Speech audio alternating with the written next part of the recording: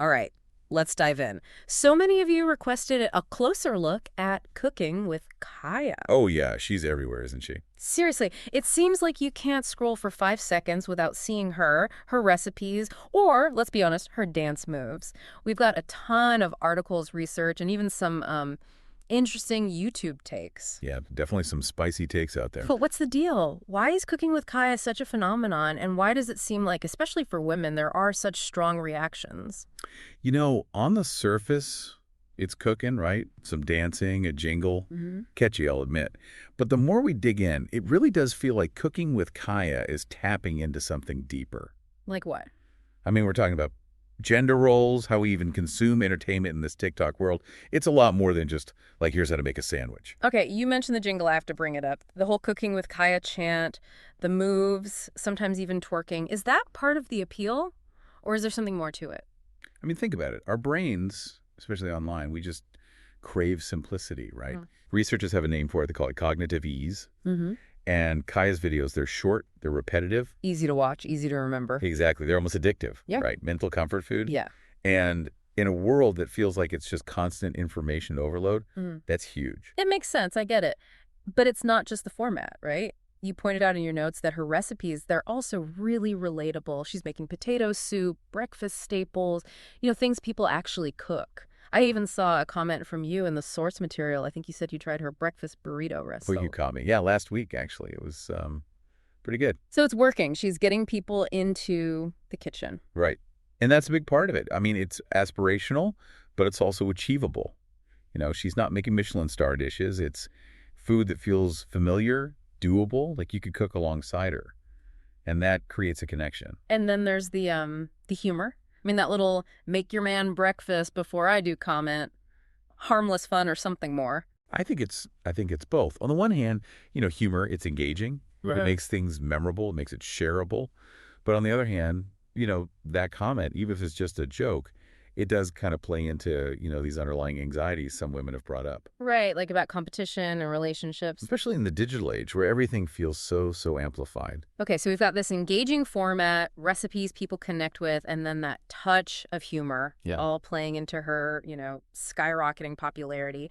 But then there's the flip side. We can't ignore it, especially the criticism coming from women. You pulled out some big concerns from what we've been reading, so let's get into that. Absolutely. One of the biggest ones is this idea of perceived objectification. Okay. And some women are saying, her dancing, what she's wearing, those kind of suggestive comments, it overshadows the actual cooking. Like they're saying she's not being taken seriously as a cook. Yeah, and maybe even that it's reinforcing some harmful stereotypes. So it begs the question, can a woman be both entertaining and like a respected food expert in this online world? And this kind of connects back to what you were saying earlier about the history of women in, the food world, the food media world. Like, she's walking this tightrope that, honestly, so many women before her have had to navigate. Right, exactly. This tension has been around for decades. Think about, like, Julia Child. Groundbreaking, but even she had to deal with criticism about how she looked, how she acted. Wow, yeah. And now with social media, it's tenfold. Totally. And you highlighted this one comment in the YouTube transcript. It really stood out. The viewer said, and I'm paraphrasing here, that Kaya's whole presentation basically sets these unrealistic expectations for women. Like they have to be alluring and domestic at the same time.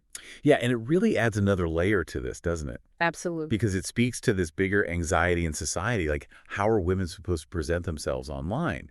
Effortlessly beautiful, amazing in the kitchen, always entertaining. It's a lot. It is a lot to unpack. And then, of course, there's the whole impact of Kaya's content on, well, relationships. I mean, stealing your man jokes, as lighthearted as they might seem, they've sparked some serious conversations. Yeah, about trust and insecurity. Makes sense, right? Yeah. I mean, social media has blurred the lines of relationships in so many ways.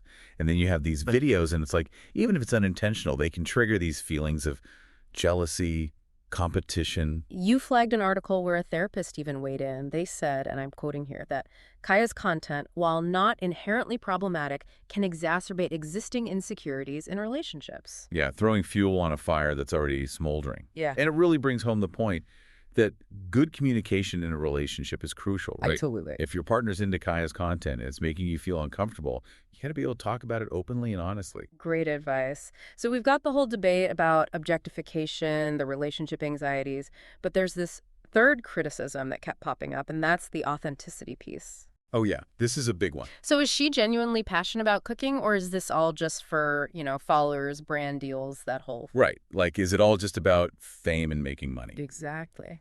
And it gets at this huge issue of what's being called the commodification of self-presentation online. Okay, break that down for me. Basically, it's turning your whole online persona into a product to sell. Ah. And with Kaya, the lines get really blurry. Like, is she a chef? Is she an entertainer?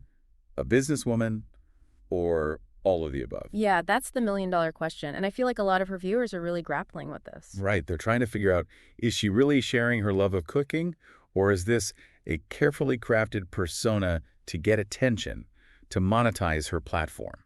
It's tricky because, as you said, there's no easy answer. Like, we're living in this age where authenticity and performance, that line, it's so thin, especially online. Absolutely. And Kaya, she's like the perfect example. She forces us to confront these assumptions we make about people online, to really think about, what are the motivations behind the content we're watching, consuming, sharing? So we've got this really interesting, almost like paradox, right? You've got this huge popularity, but then all this controversy. People love her engaging format, the recipes, the humor. It's pulling in a huge audience.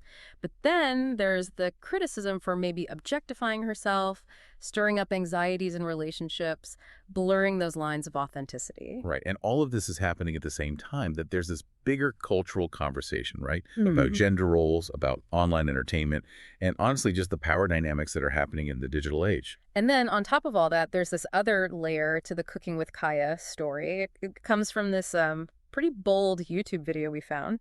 The creator is arguing that Cooking with Kaya is being used as bait. And this is where things get really, really interesting. Yeah, this is where Cooking with Kaya, even if it wasn't intentional, becomes kind of a social experiment. And it's revealing a lot about us, about our own biases and anxieties. Whoa. So before we go down that rabbit hole, just your initial thoughts based on what we've talked about so far, is Cooking with Kaya just harmless fun, or is there something more complex at play? Oh, it's definitely more nuanced than it looks at first glance. Yeah. And that's what makes it so fascinating to dive into. It's showing us how a seemingly simple cooking show can tap into these deep anxieties about gender, relationships, and this constantly changing world of online entertainment. Okay, a lot to think about. When we come back, we're going to dive into this whole bait theory and explore how Cooking with Kaya is acting as a mirror, reflecting our own attitudes and beliefs about women, food, and really just the complexities of life in the digital age. Buckle up. All right, welcome back. It's crazy how Cooking with Kaya has taken us from, like, potato soup and twerking to these big questions about gender and what's happening online. No kidding. Yep. I mean, before the break, we were talking about how Kaya's popularity could be tied to this whole cognitive ease thing, our brains wanting simple content online. But then you've got these criticisms about objectification, authenticity, all that. How do those two ideas even exist at the same time? Yeah, it's a bit of a paradox, right?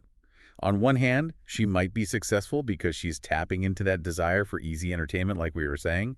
But then on the other hand, people are calling her out for playing into stereotypes. Right, which brings up a whole other set of questions about how women are supposed to, exist in these online spaces. Totally. And speaking of that, one of the articles you shared talked about the male gaze and how it affects how women present themselves online. Do you think that applies here?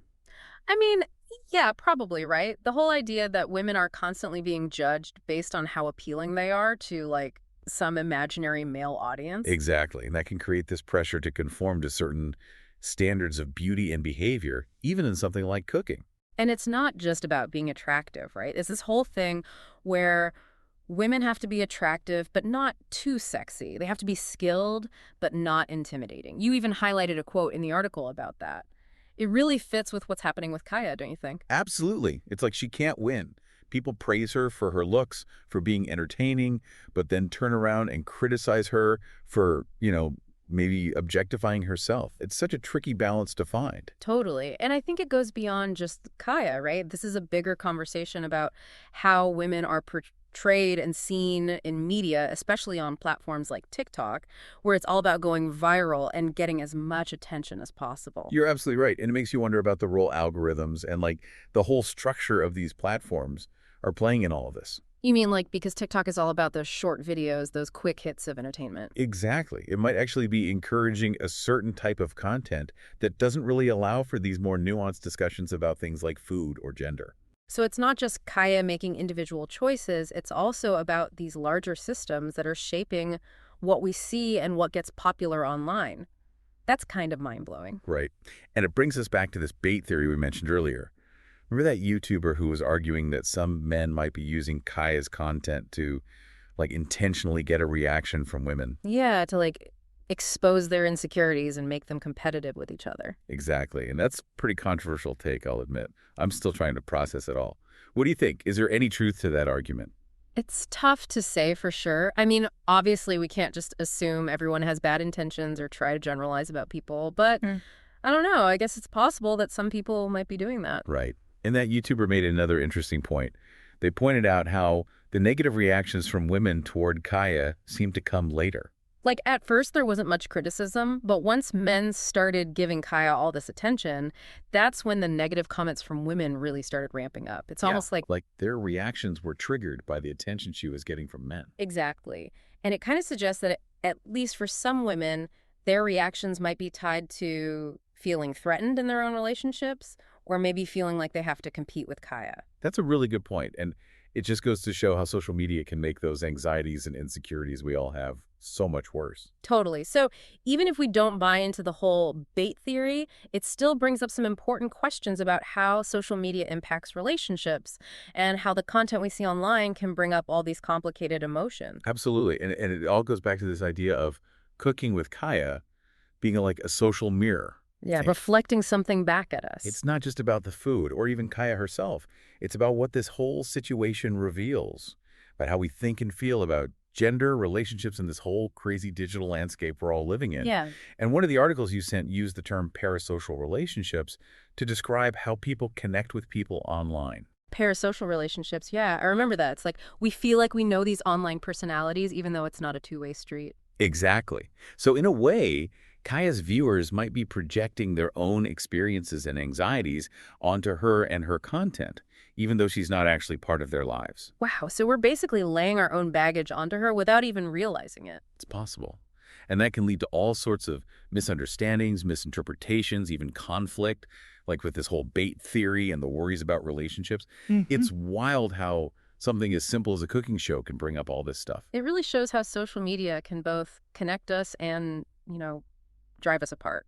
It really does. And I think it highlights the importance of, like, media literacy, being aware of how the things we watch and read online affect us, our thoughts, our feelings, even our actions. So if we're trying to sum all this up for our listeners, what are the big takeaways from this deep dive into cooking with Kaya? Well, I think the biggest thing is to be aware of how we're engaging with stuff online.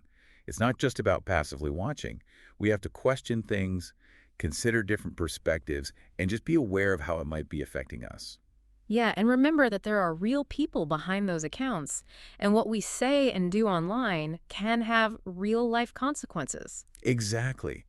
It's so easy to get caught up in the online world and forget that there are actual human beings on the other side of the screen. Totally. And it's not just about being nice, although that's definitely important. Yeah. It's also about being thoughtful about the things we read and watch, and about the stories we're spreading. What do you mean? Think about that bait theory again. Whether or not we believe it, it shows how online content can be used to reinforce harmful stereotypes and cause division.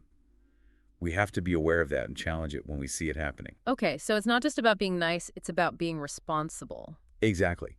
We have a responsibility to think critically about what we're watching and sharing, and to be aware of how it might affect other people. This has been a wild ride. I mean, we started with potato soup and dance moves, and now we're talking about gender, relationships, authenticity, the power dynamics of the internet. It's amazing how cooking with Kaya has become this mirror, reflecting back all these anxieties and beliefs we have about the world. It really shows how powerful online content can be in starting conversations and making us question the things we think we know. And that's what the deep dive is all about. Totally agree. So to everyone listening, we encourage you to keep thinking critically about what you see online. Question things, look for different perspectives, and most importantly, remember that there are real people behind those accounts. And if Cooking with Kaya has taught us anything, it's that even the simplest things can be more complicated than they seem. Keep exploring, keep asking questions, and keep the conversation going. Until next time. Welcome back to the Deep Dive. We've been breaking down this whole Cooking with Kaya thing, the good, the bad, the bait theory. Right, a lot to unpack. But before we wrap up, we really need to talk about the impact all this is having on Kaya herself. Yeah, it's easy to forget sometimes that behind all these viral videos and online personas, there are actual people dealing with real-life consequences. Exactly. And we talked about how social media can really mess with people's anxieties and insecurities, but it can also have a huge impact on mental health, especially when you're facing all this online criticism and scrutiny. Oh, absolutely. There's so much research now about how online harassment and negative comments can lead to, stress, anxiety, depression, even in some cases thoughts of self-harm. It's serious stuff. And for someone like Kaya, whose whole persona is so tied to her online presence, it's got to be even more intense. That line between what's online and what's real gets even blurrier. How do you think she's handling all this attention, the good and the bad? It's hard to say for sure, obviously, without knowing her personally, but I think it's safe to say that this kind of scrutiny, even if it comes from a good place, can really take a toll. It's like she's living in a fishbowl where everything she does is being watched and judged by millions of people. It's got to be exhausting. And we've seen this happen over and over with online personalities, right? Oh, yeah. That pressure to keep up a certain image, the fear of making a mistake, the constant stream of comments. It can be totally overwhelming. And I think it's important to remember that even the people who seem to be thriving online are still human. They still have vulnerabilities and emotions. So as we're wrapping up this deep dive, what are some things we should keep in mind when we're engaging with content online, especially with people like Kaya? Any final thoughts for our listeners? I think the biggest thing is to approach everything online with empathy and critical thinking. Remember that there are real people on the other side of those screens, and our words and actions have real consequences. That's such a good reminder. It's so easy to get caught up in the online world and forget that we're interacting with real people. And it's not just about being nice, though that's definitely important. It's also about being aware of the information we're taking in and the stories we're helping to spread. What do you mean by that? Well, think back to that bait theory we were discussing. Regardless of whether you agree with it or not, it shows how online content can be used to reinforce harmful stereotypes and create division. We have to be conscious of those things and challenge them when we see them. So it's not just about being nice, it's about being responsible. Exactly. We have a responsibility to think critically about what we're watching and sharing, and to be aware of how it might affect other people. Wow, this has been such a fascinating deep dive. I mean, we started with potato soup and dance moves, and now we're talking about gender, relationships, authenticity, the whole power dynamic of the internet. It's incredible how Cooking with Kaya has become this mirror reflecting all these anxieties and beliefs we have about the world. It really shows you how powerful online content can be, how it can spark these conversations and make us question what we think we know. And that's what the deep dive is all about. Absolutely. So to everyone listening, keep thinking critically about what you see online. Question things, consider different perspectives, and most importantly, remember the human beings behind those accounts. And if Cooking with Kaya has taught us anything, it's that even the simplest things can be way more complicated than they appear. Keep digging deeper, keep asking questions, and keep the conversation going. And that's a wrap for this episode of The Deep Dive. Thanks for joining us. Today is your lucky day. Today is the day that our $3 website works for you, paying you directly to your PayPal daily. Imagine $3 ongoing continuous payments to your PayPal account. Imagine falling asleep and waking up to $300 in your PayPal account. How would this make you feel? How could this help you? What bills could you pay? What kind of fun could you have? What does that retirement look like now? All for a one-time payment of $3. This website is DFY done for you, fully built and completely hosted, and never stops collecting payments for you. You have spent $3 on coffee on a regular, but that coffee won't help you create multiple streams of income. Click the link below.